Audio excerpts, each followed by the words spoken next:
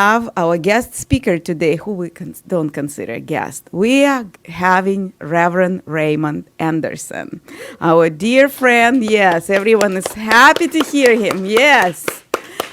I don't know if I shall introduce him or those who don't know who he is. I will just let you be taken away by, by his energy, by his love, by his wisdom. So we're all looking forward to that. Does it mean it's me? Are you ready? I don't hear anything. I'm going to assume that means you're ready. So, one. Hello, Celebration Center. What's up, peoples? How are you today? Are you in a state of consciousness that knows how amazing you are? No matter what's going on in the world, no matter what's going on in your personal life, knowing that because you are the divine incarnating in, through, and as yourself, you are an amazing beingness, demonstrating what it means to be alive, to be life expressing itself. For there is only one life, and that life is God, and that life is fill in the blank, and that life is you right now. Breathe. So today there will be a little bit of overlap with some of what Reverend Chris talked about last week regarding the idea of foundations. Because today, as we talk about the idea of the standing stones, pause and reflect on all of the various ways that stones show up in the world, right? Just pause. As children, did we not hear the phrase, sticks and stones may, dot, dot, dot. Don't throw stones. All kinds of ways that we conceptualize this thing called stones. And today, I want us to pause and think about stones as the solidified experiences of life. They're the circumstances. We're going to get to that more in depth in a moment, but pause for a moment and reflect on Dr. Holmes says, circumstances and conditions not only seem very real, they are real. He reminds us to think independently of any existing circumstances. This is what is meant by entering into the absolute. Now, because I'm in my Science of Mind and Spirit 4.0 realm of deconstructing our teaching. So I invite us to not think independently, but think meta dependently. And if we're going to think meta dependently, then it means we must have a new degree of consciousness, a completely new series of mental equivalents, new thoughts, new ways of communicating our words, new ways of feeling and emoting, and new ways of showing up in action. Because when life happens, when the stones show up in the variety of ways that they do, how we react or how we respond will depend upon our foundation. It will depend upon our mental equivalence. Now, I don't singular mental equivalent because it's a series of mental equivalents. What is my mental equivalent regarding peace, regarding love, regarding joy, regarding power, regarding anything in existence? That's plural. Just like we ourselves are multidimensional, even in the physical, we exist as multi-layered beings. We have a skeletal system, a circulatory system, a nervous system. We have an energetic body, a physical body, an emotional body. So why would we not have plural mental equivalents? The manner in which we think. What are our core beliefs? What are our core paradigms, our foundation, our mental equivalent regarding all of these things, our consciousness? What are they? So, for example, When met with a challenge, a stone, how do we respond or react? We get what is called bad news. How do we respond or react? First of all, what determines how we or why we respond versus react? Or we may react in one instance and respond in another. When I am anchored and grounded in principle, I respond. When I am triggered, I react. The practice is, how do we lessen the reaction, even though there are some reactions that are normal, natural, and not to be reduced, such as reflexes. You hit the knee, the leg goes. You don't want to get rid of that reaction. That is a normal and natural reaction. Just like if one trips and falls, the reaction is to guard, to block, to protect. That's normal and natural. But when triggered by racism, sexism, homomisia, any of these things, when triggered by political corruption, when triggered by whatever it is, do we react? How do we transition into responding? Well, let's backtrack and understand that the stones, the circumstances, the whatever they are, the experiences, it's about form. And form is entirely in the realm of effect. Breathe. Form comes and goes, but form is not self-knowing. Form exists within the formless, or exists within formlessness. Form is not an illusion. I know that there are many people, even within Centers for Spiritual Living, that refer to the illusion of. Yes, and yet, Dr. Holmes reminds us that form is not an illusion. Why not? Because it's God in expression. And to say that this is an illusion implies that some aspect of God is not real, is not factual, is not true, which then separates God. God the real, God the factual, God the truth. God the illusion doesn't exist that way. So, form, within the formlessness, the all that is, form is not an illusion, even when it shows up. This is from Dr. Holmes. Even when it shows up in the form of disease, it represents some aspect of consciousness. Not to say we are blaming. It's not what we're talking about. We are talking about there is something within the realm of the physical, the atoms, the molecules, the cells. There is something there that is operating within its realm of what it as consciousness understands. So when something throws it out of whack, whatever that may be, the toxins in the air, throws the system, throws the consciousness of the cells out of whack, the cells are going to respond. Cause and effect. If I am eating too fast and I choke, the choking is not an illusion.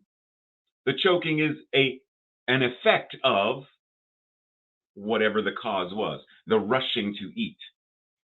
And yet, when Holmes goes on to say that this, whatever it is, the disease, the effect, the form, he says it represents a false conclusion.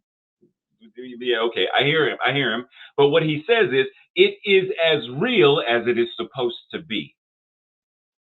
So rather than bypass it or engage in metaphysical malpractice, recognize that it is what it is, and then act accordingly. Act accordingly. When someone is choking, what do? Do we say, well, there is no such thing as choking, so let's just send our thoughts and prayers? Or do we step in to do the Heimlich maneuver so the obstruction, the stone, the circumstance is expelled so that the free breathing, the flow of air is restored? That balance comes back into the state of being. So it doesn't matter what we call it, experience, circumstances, conditions, effect, doesn't matter what it is. In the grand scope of things, we are talking about the stones, right? We're talking about the form. And once again, can show up in a lot of different ways. An obstruction in the road when driving and a stone rolls down into the road. Well, now I can't proceed. Stones that are used to build walls, stones that are used in creating sculptures, stones that are used to precisely balance them and create works of art, stones that are used in Zen gardens to represent this stillness and enlightenment, and stones, as we refer to them, stepping stones to get us from point A to point Q. Stones show up in all kinds of ways, just like the foundation of a building, the foundation of an igloo, the foundation of a house, the foundation of an apartment building, the foundation of a skyscraper, all have a foundation. And the foundation serves to support whatever that structure is. See, the thing is, though, very often we are using the foundation of our 5-year-old selves, our 10-year-old selves, the traumatized self, the indoctrinated or domesticated self, and what we are attempting to build on it is this building of, this structure of, there is only one power and only one presence, that which I call God, Source, Spirit, the infinite universe. And what it is incarnating as, my foundation just caved in, because my foundation of the 5-year-old, 10-year-old, 12-year-old traumatized me cannot support this new paradigm. So our goal is, let me pause for a second and think about CSL. Our vision is a world that works for all. What is the foundation that's built on? It has to be on something. And oftentimes we aren't conceptualizing what that means because we're not really sure what the foundation is.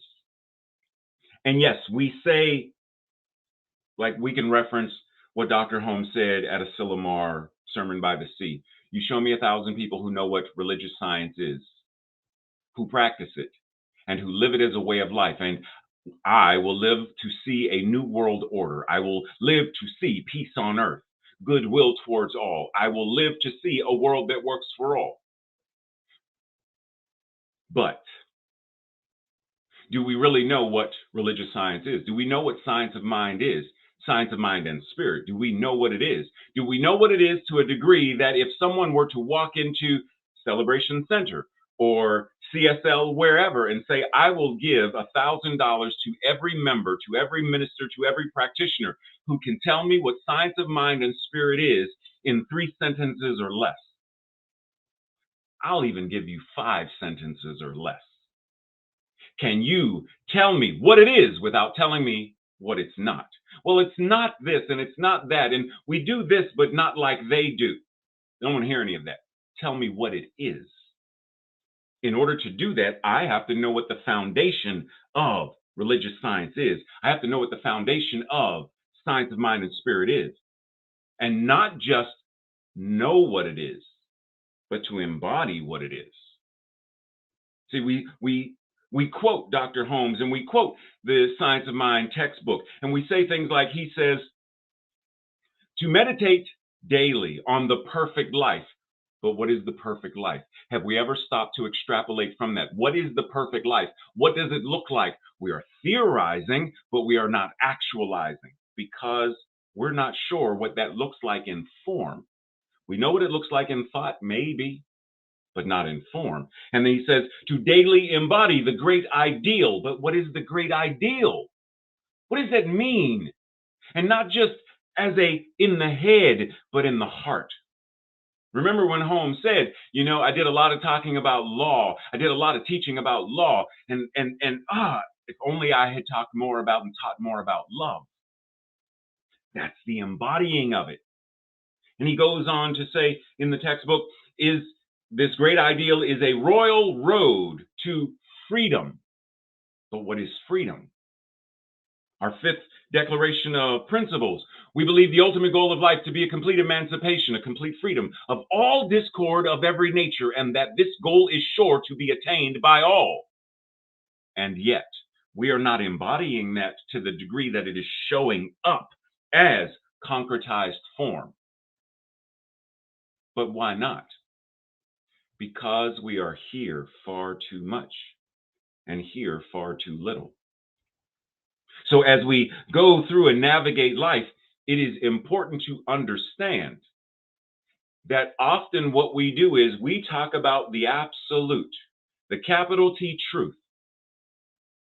And when we talk about our lives and our experiences, we separate these. We dualityize, new word, we separate and step into the realm of duality to such a degree that we are focusing more on rather than saying. For example, when I was diagnosed in December with prostate cancer, fact. Here are the options of moving forward, facts. And like the television show Chopped, I am given this box that I don't know what's in it. And then I open it. And I step into the mystery of this is what I have before me. And yet, because I am also anchored in truth, I bring truth to the basket. And I say, even with what these facts are revealing, what I know is that I am an individualized expression of all that is. I am God incarnating, not just in me, but what it is me. Dr. Holmes reminds us, whatever is true about God is true about you. So as I open the basket, whatever is true about God is true about me. God is infinite health and well-being, and so am I at truth. And yet the facts say that my body is experiencing whatever this thing called prostate cancer is. Now, the call to action is, how do I bridge this and use the stepping stone to still move forward? How do I remain not just in the flow, but how do I operate as the flow of life itself? If there is only one life, then there isn't that life and my life and your life. There is only one life, and that life is you and me and everyone else. It's all there is. So how do I not just step in the flow of life, but how do I embody the actual energy of knowing that that which God is me? Every cell of my body is it. It can't be anything else, because for it to be something else would imply that there is God and something else. So pause for a moment. Breathe for a moment. Simply be still for a moment. Dr. Holmes reminds us that the law of mind just as quickly creates one form as it does another. Remember that basket in Chopped? Open it, form, stones, stuff. And we are invited to say, I am invited to say, here are the forms, here are the stones, here are the things that I have. What am I going to recreate, reinvent, re-envision these to be? Same thing they do in Chop. They open the basket. Here's some stuff. I'm supposed to make a savory dish using Twinkies, and I don't even know what that is, but okay. And they step into the realm of mystery and allow that which is infinite creativity to flow. And then they recreate, they reinvent. As Holmes says, the law of mind as quickly creates one form as it does another. And we must allow the patterns of our thoughts, our mental equivalent, to become molded, to transform to the highest sense of capital R reality that we possess, or that we are in this moment able to possess. What is the highest truth that I can know in this moment? You're diagnosed with prostate cancer. The highest truth I am able to know in this moment is I'm okay. Right here, right now, at this time, as soon as he says what he says, this moment, right now, I am okay. If at that moment that is the highest truth that I am able to know in that moment, then I allow that to be what I mold the highest sense of. And from there, I am okay. And no matter what happens, I am going to be okay because I know that the truth of what I am is beyond this form. The truth of what I am, formlessness, the infinite. And so, no matter what happens to this form, that which I am as an incarnation of God, in whatever the next iteration of life after life after life after life to infinity and beyond, is not just okay, but that it's good. Capital G, good. Because that which God is, as Emma Curtis Hopkins said, my good is my God. So Joseph Campbell invites us to say, we must be willing to get rid of the life that we had planned in order to have the life that is, he says, waiting for us. It's not waiting, the life that is available to us. But because of our previous conditioning, because of our previous indoctrination, because of that, we don't step into living out loud. We don't step into living our most powerful iteration of the divine because of that conditioning. So if we want a world that works for all, we have to let go of what was planned to step into what truly is. And that means being willing to completely shake the foundation. Breathe. So, Irina mentioned Moana as the movie that y'all will be doing soon. And you know me. If you know me, you know I also love my movies. So, the metaphysical movie of Doctor Strange, there is the idea, letting go of what was planned. He was a world-class surgeon. Car accident, hands were damaged, no longer a surgeon. So, what was, what is, and what is next? And then, through a series of events, goes from surgeon to seeker to mystic to sorcerer, to someone who uses his words and his being to shape reality. So, let's ask ourselves, in our individual lives, in the thing that we call our history, what was? And then step into the present of, well, then what is? Right here, right now, what is? And then vision, love and law, vision, what's next? So, what is in the grand scope of what's going on in the world? What is? Now, what's next? And how do we create the foundation for that vision? How do we treat and move our feet to manifest that? How do we stepping stones? How do we Zen garden? How do we structure of art and balancing stones? And how do we, rather than seeing the obstacles of the stone in the road, rather than Sisyphus rolling the stone up just for it to roll back down, just for it to roll back down, how do we carve the stones and create David as Michelangelo did? How do we recreate? Open at the top. How do we reinvent? Open at the top. How do we restructure so we have the beloved community, so we have a world that works for all, rather than? So pause for a second, breathe, and let's go back to basics just for a moment. In the text, the religious science written in 1932, the study of religious science is the study of first cause, spirit, mind, or the truth. That invisible essence, that ultimate stuff and intelligence from which everything comes, the power back of creation, the thing itself. That is the study of religious science. That's what it means. What religious science teaches says Religious science is an educational as well as a religious movement. Now, we're going to come back to that word religion and religious because a lot of us don't like it.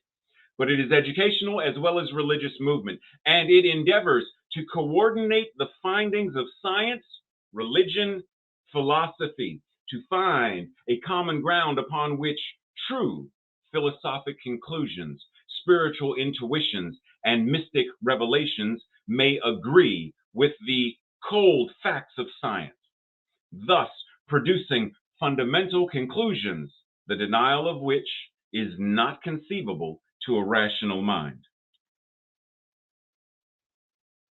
You got that, right? Or are we good? Because then in Lessons in Spiritual Mind Healing, it says, the whole object, foundation, the whole object of the science of mind is to understand the relationship between the individual and the universal, and to learn how to make conscious use of the capital universal, capital power for personal purposes, for oneself and others. Let's do a Reverend Ray remix. The practice of science of mind and spirit is to understand your relationship as an individualization of God, and it is learning how to consciously and purposefully use this universal power for both personal and collective healing, empowerment, emancipation, and the power to live divinely. Breathe. Now, how do I practice this though? Because Holmes says one of the greatest difficulties in the new order of thought is that we are likely to engage in too much theory and too little practice. So how do we practice it? Understand that you already are. You are already practicing and you are already putting stuff into the law. Question is, are you doing so? Am I doing so? Are we doing so consciously and purposefully to manifest what we desire to manifest? Now, that word religion, as I get ready to close.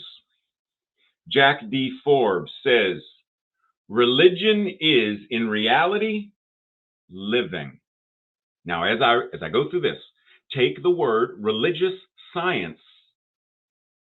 and stop thinking about religion as the obstacle, because that's what other people are doing. Reinvent, renew, refresh, reinvigorate, open at the top. Religion, as he says, is in reality living. Our religion is not what we profess. It is not what we say. It is not what we proclaim. Our religion is what we do, what we desire, what we seek, what we dream about, what we fantasize, what we think.